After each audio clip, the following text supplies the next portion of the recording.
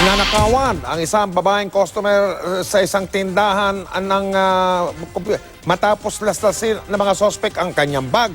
Ang kanilang modus ay nahuli kam at tinutukan ni Cesar Apolinario. Eksklusibo. Martes ng hapon nang mamili ng damit ang 51 taong gulang na babaeng biktima sa isang tindahan sa Marikina City. Wala siyang kamalay-malay na target na pala siya ng 4 na babaeng nagpanggap na customer. Panayang dikit sa biktima ng isang babaeng suspect na may props pang bag. Ito, napupuna ko to, tabi ng tabi sa akin. Pag umalis ako, aalis rin siya. Pag pumunta ako, susunod rin. Maya-maya, 2 pang babaeng suspect ang dumikit sa biktima.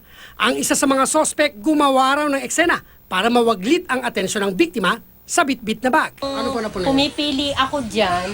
Sabi ko, bakit ito maingay? Tsaka yun yung isa. Tapos ito, Ano ang pinag-uusapan? yun sabi, ay dito ka, maganda dito, gano'n, Ah, dito gano'n. papatingin Oo, kayo. dito, maganda. Dito na nakahanap ng tiyempo ang suspect. Para hindi mahalata, ginawa pang pangharang ng suspect ang bitbit niyang bag. Saka nilaslas ang bag ng biktima. Yan, hindi mo napapansin yan na laslas na. Hindi. Dahil laslas na ang bag, dumiskarte muli ang suspect. Sa pagkakataong ito, ang kasabwat na suspect panay ang taas sa hawak na damit para ipantakip sa CCTV.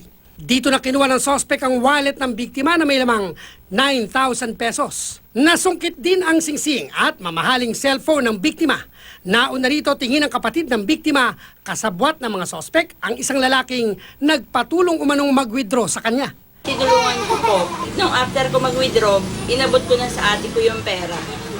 Yun Nakita niya na nilagay ko binigay ko sa ate ko, nilagay niya sa wallet. Okay, tapos nilagay sa bag. Opo. Ito raw marahil ang nagtimbre sa mga babaeng suspect tungkol sa biktima. Ayon sa pulisya, talagang nagkalat ang grupo ng laslas at ipit gang.